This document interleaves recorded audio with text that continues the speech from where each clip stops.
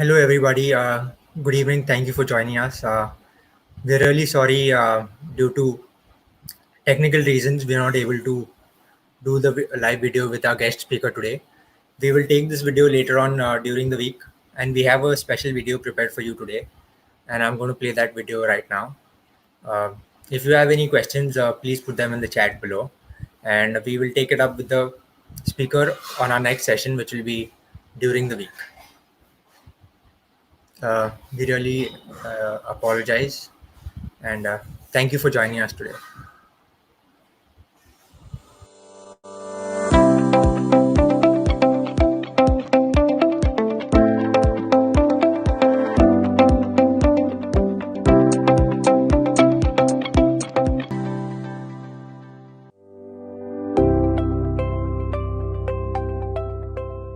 So welcome to today's webinar, and we're going to be speaking about guiding grief. And my name is Farah, and I am a clinical social worker from the US, and I specialize in working with grief, trauma, and workplace mental health. So I want us to be mindful that typically when we think about grief, we link it to losing someone to death. And while that is absolutely a type of loss, there are also so many significant secondary losses that we're experiencing in our life right now. There is a loss of a sense of safety, safety in being able to go to the store without being worried about someone coming near you. There's a loss of so many different personal, small businesses that we used to go to. So many things have closed. There's been a loss of a normal summer, being able to travel, being able to see family. There is a loss of economic security. So even I find that so many individuals where they feel safe in their job, there can be a sense of anxiety around, but look at what's happening around us. And I feel a bit guilty for having a job. There's a sense of loss of what is happening, freedom, being able to travel in and out of Abu Dhabi and different countries. And this is almost if we're thinking about, there's physical loss and there's grief linked to that, but then we talk about the secondary loss, and these are the kind of seismic ripples that loss can have in our life. And we're going to take a deeper look at what that actually looks like. So when we think about what grief is, it's very different from mourning. Okay, so mourning is cultural or religious. It's linked to certain practices. So for example, mourning is 3 days of prayer Islamically, or 40 days of grief that may be permitted. It's a period of time that begins and it ends. It may be wearing black. Grief is the internal experience of loss, and it has no endpoint. It's the thoughts, emotions, feelings linked to longing for someone that used to be in your life. The most defining feature of grief is that it comes in waves. I always describe it like having your back to the ocean and never knowing when the waves will come, and never knowing the size of what those waves may actually be. So it's very common that if you or someone in your life is grieving, right, that they can say, I feel like I'm losing control. Where one minute I can feel okay, and the next minute I feel quite sad or angry or anxious. I need you to know that that's a very normal thing to be feeling.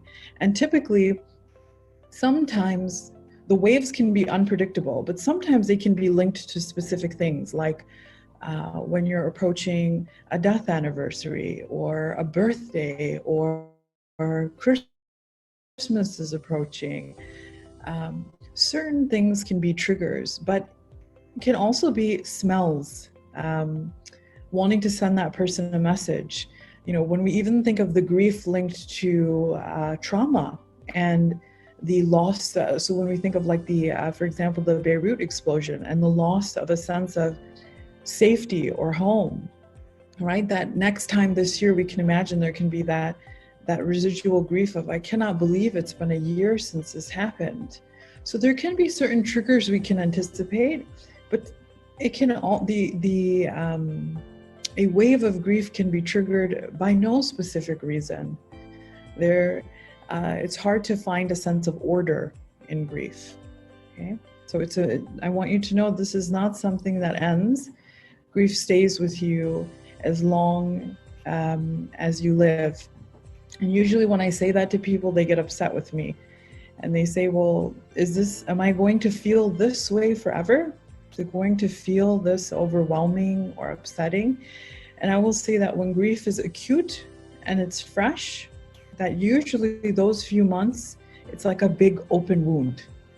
And during that time, it never feels quite like that. It softens from those initial days and weeks. But then the pain begins to look quite different. Okay, so let's take a closer look at that. And I really love this quote. I had my own notion of grief.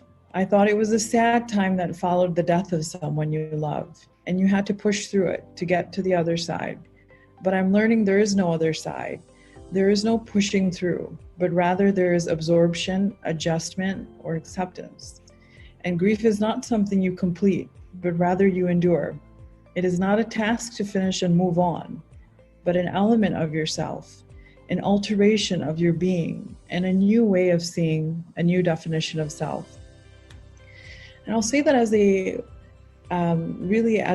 a grief counselor, I wish I could banish this word of acceptance, because the word acceptance supports the idea that grief is a linear healing process, that there may be some day, month, or year that arrives that you've accepted your loss. And I would say, I would really like to change the word of acceptance to adjustment. You will learn how to live with your loss, and people learn how to live with it. But acceptance, it doesn't accurately describe the healing process, right? So you can have moments of acceptance or feeling like, I understand that I'm no longer living without this person. And the next hour or the next day, you can have moments of disbelief, of I cannot believe that they are not here for this moment or for this day. And I'll always have people say that, am I doing this wrong? Am I healing incorrectly? Am I crazy? And I want you to know that that's a very normal reaction to have with grief. And if you have people on your team who are grieving, I want you to be very mindful that they may have periods of times where they are super functional and they're doing okay, and another moment of tearfulness or feeling very stuck. And that is a very normal thing to be experiencing. Now, as we look closer at common grief reactions, I want you to know that each person's grief and how they grieve will be as unique as their fingerprint. There's really no right or wrong way to be grieving. You may find that some people want to speak about it, and you may find other people who completely shut down and they don't feel comfortable speaking about it. Some people may find comfort in looking at pictures, and some people may not. There's really no right or wrong way. And I'll often find some people will become extremely functional. They'll focus on the paperwork and the tasks and what needs to happen and what needs to be done. Those individuals will usually be painted as the strong ones, but really the strong ones are just functional. And functionality does not mean I'm okay, because someone can be functioning really high, but also really be struggling with how they're feeling. Those individuals will typically have more of a delayed reaction to their grief. Okay? So emotionally, and remember, grief is not just a sad time, and it's not only the emotion of sadness. So you can imagine that grief is really any emotion you can imagine. There can be a sense of shock, denial, numbness, or disbelief, confusion, agitation, anger, feeling very irritable, overwhelmed.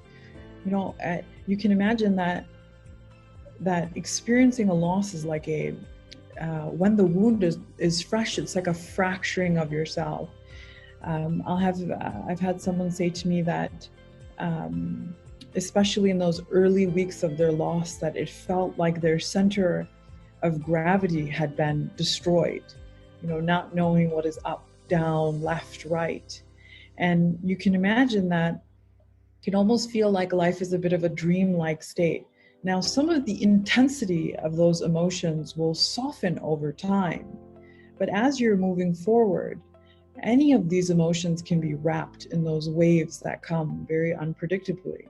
Okay, so there can be a feeling of disappointment, sadness, tearfulness.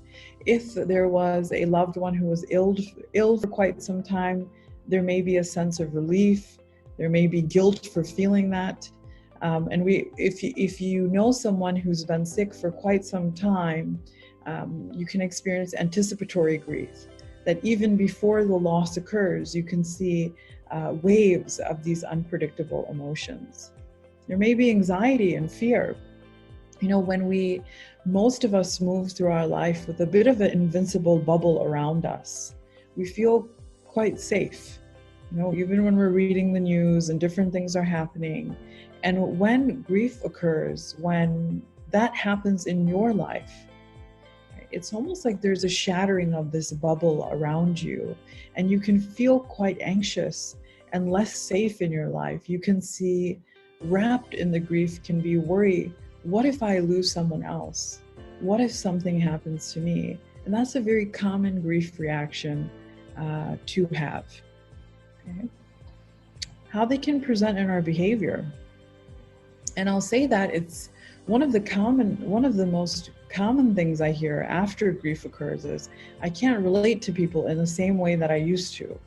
That people around me are speaking about work or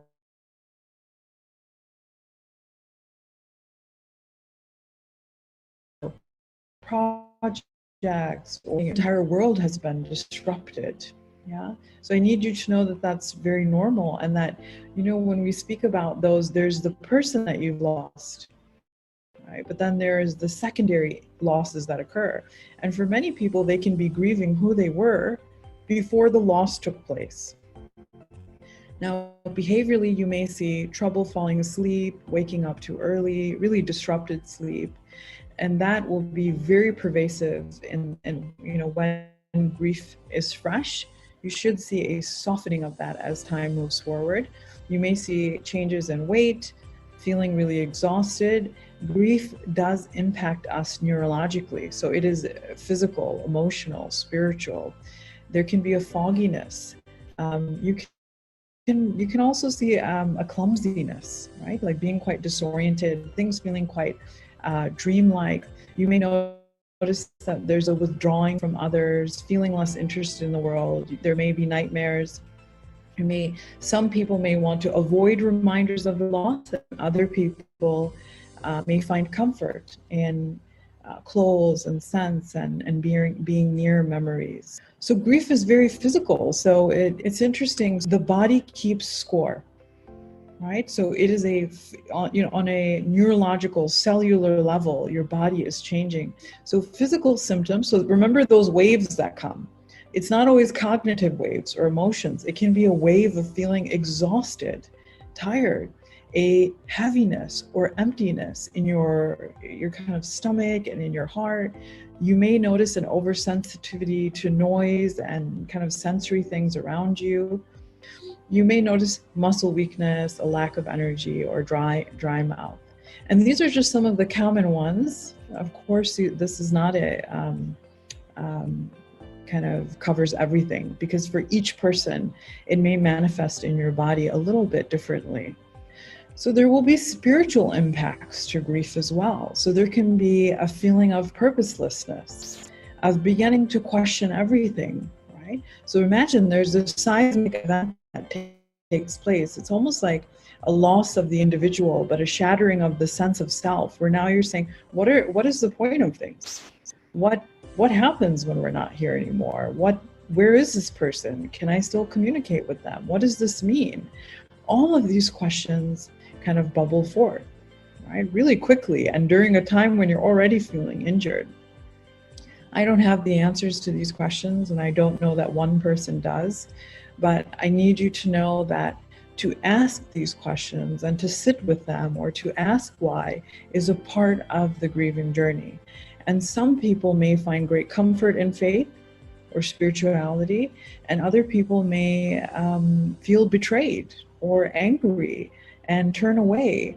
And there's really no wrong or right, but it's important that you allow yourself to be on this journey with a lot of compassion. And I will say that one of the reasons why at the Lighthouse especially, we are so passionate about our grief center is what we find in the region is that there can be so much shame around experiencing grief and thinking, why do I still feel this way? Why do I still feel so upset and hurt and devastated years on? Am I questioning my faith? Are my beliefs not strong? And it creates a lot of shame. But what we know is that it's actually healthy to allow yourself to express that, and very normal to be feeling that as time moves forward. So I'd like to speak to you now about some very pervasive, harmful myths related to grief. And I'll just say that as we're going through this and you're learning this, please be compassionate to yourself, because it's only when we know better that we can do better towards ourselves, towards the people we love in our lives, and also in your organizations. So it's a myth that the pain will go away faster if you ignore it. That is simply not true. You know, imagine if you had a sprained ankle and you said, well, if I just keep walking on it and ignoring it, it will go away. You're actually risking it worsening. And so imagine when you think about grief or really difficult emotions, imagine them like in a teapot where the steam and pressure is rising, rising, rising. You must have a mechanism to release that pressure. Right? When we do not find ways of releasing, and that release can be talking about it, journaling, running, walking, expression of some sort. When we ignore it, it will manifest as a higher risk for developing depression, anxiety, addiction, or physical health issues. Okay? So another myth is that it's important to be strong in the face of loss. You do not have to do or be anything extra to be strong. Simply surviving through it and allowing yourself to feel the emotions we typically paint as weak, like crying or anxiety or fear, that does not mean that you're not being strong, right? To express emotion actually takes a lot of courage. And I think that when we live in quite an emotion-phobic culture. So you can imagine that for many people, even before the loss took place, there's an averse reaction to emotions. And then here comes this massive, catastrophic life event of losing someone in your life. And it's a surge of emotions. So it can put a huge strain on a system if you haven't been more attuned to your emotions, as many of us have not. Because most of us have not grown up in homes where there was more emotional attunement or really permission to feel your emotions. Another myth is that if you are not crying, then you are not grieving. That is not true. You can be very functional and very wounded, but not be crying. And I'll often have people say to me, well, why can't I cry? Does it mean that I'm not okay? Or does it mean that I didn't love this person? And that's just not true. Okay. And I find that men will get this a lot, and some women, which they'll say is, I'm not crying. Does that mean I'm okay? That's just not true. Okay. Grief should only last a certain amount of time and then you get over it. That's not true. Okay. You learn how to live with that loss, but it is never finished and completed. And now I'm okay. There can be this real fantasy of resolution that it will go away and it will be done. Okay, but we know that you can be grieving 10 years on, 15 years on. You never forget. Another myth is that as you move forward with your life and you adjust to your loss, that it means you're forgetting. And that's simply not true. Okay, I know for many people there can be a lot of guilt, like I smiled or I had a day where I forgot what happened, right? Some other myths that once you are done grieving, that your life will return to normal. And really after grief has taken place, it's more about adjusting to the new normal of what it's like to live without this person, and also what you're like after experiencing a loss. Another myth is that time heals all wounds. That's not true. It really depends on what you do with that wound. Imagine if a physical health physician said to you, you have an infection on your arm and, eventually time will just heal it. It's not true for mental health as well. It really depends on how you respond to that injury, how you're taking care of yourself. Are you being compassionate? Are you shaming yourself? So time does not heal all wounds. It depends on what you do with it. Okay. If you're still talking about your loved one or feeling sad after 1 year, 2 years, 5 years, it means you're stuck. That is a myth. That is not true, because as I've been saying today, it will come in these waves, and we know that that's very normal. And I'll say that no matter how many times I say this, even to people I've been working with for years, in relation to their grief, they'll, come back around a death anniversary, or perhaps there's a joyous occasion in their life or a devastating one, and they're feeling that huge tidal wave of grief, and they'll say to me, I thought I went through this. I thought I was doing this in a healthy way. And I'll always say, and in a patient way, is that is the nature of grief. It's not you. Yeah. And it's so important in your organizations to also understand that if someone wants to speak about someone, or if a wave arrives of sadness or wanting to speak about that loved one, it doesn't mean that they're stuck or something's wrong with them. That is actually a healthy expression of grief. But we live in a world where there's an enormous amount of death anxiety. So people do not feel comfortable speaking about loss. Almost getting close to it can make you feel uncomfortable. And so we tend to shy away, avoid, or distance ourselves from people who are grieving.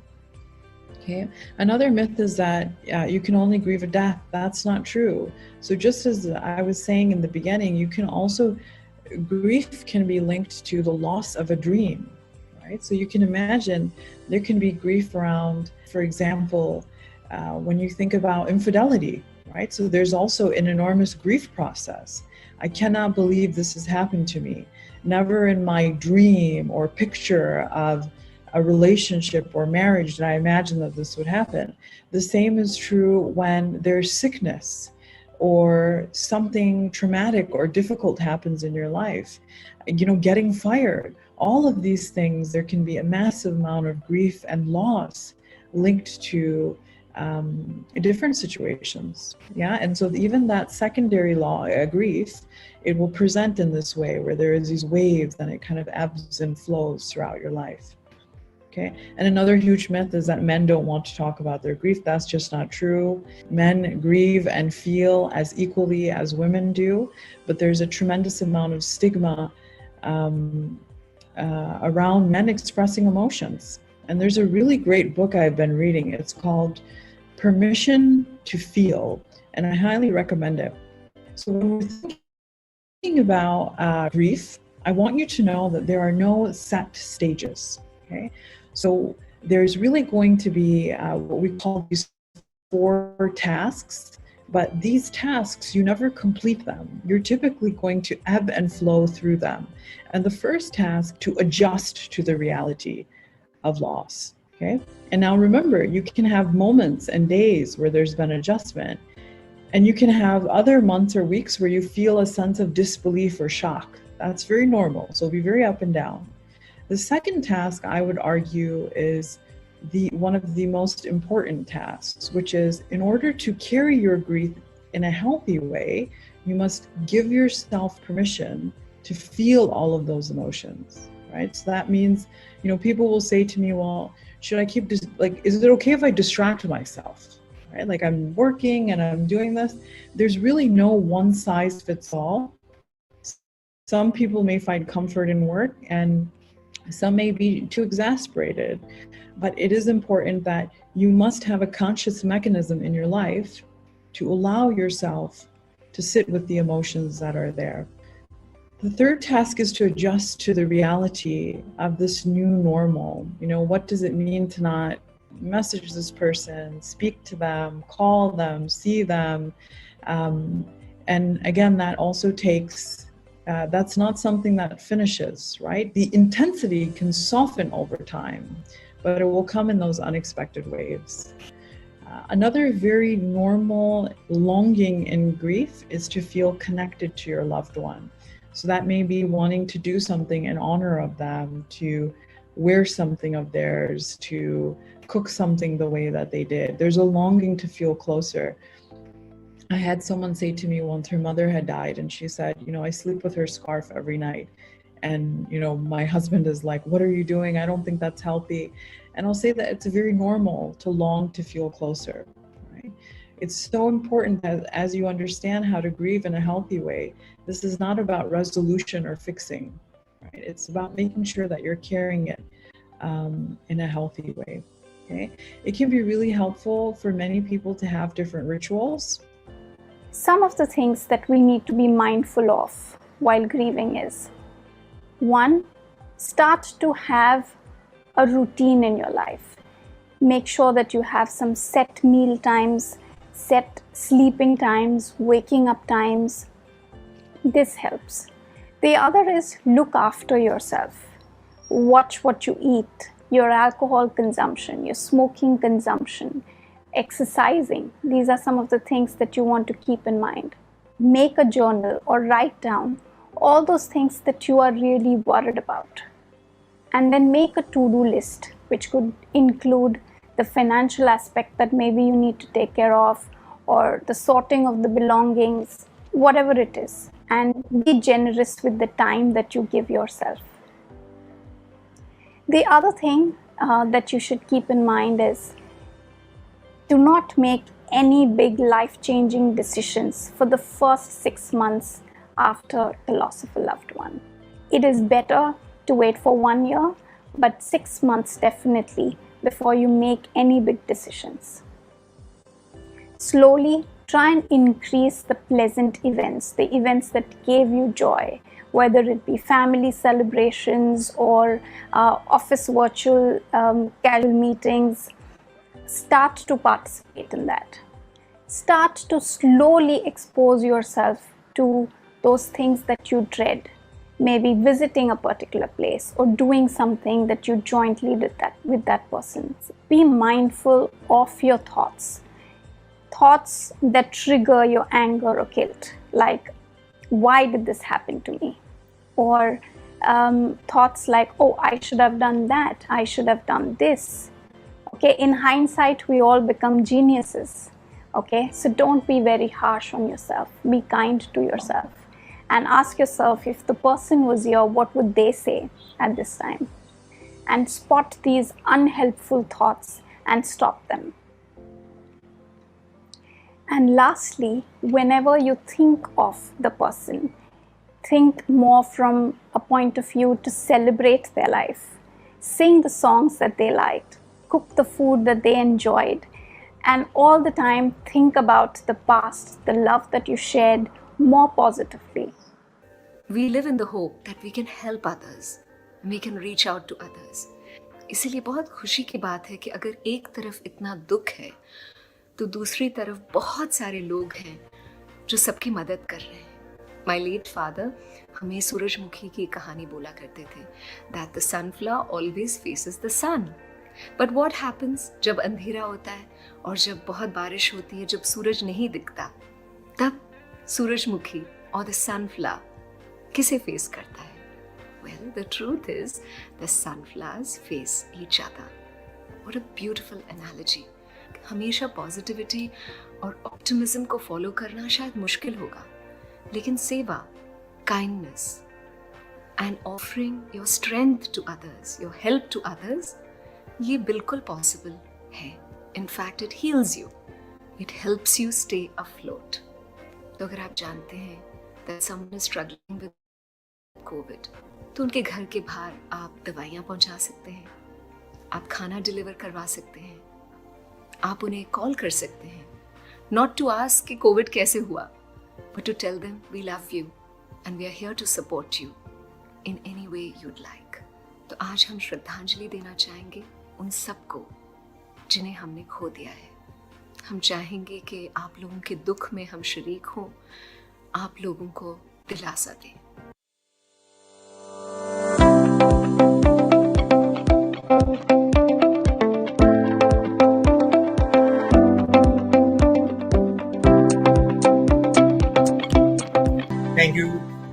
everybody for staying with us today.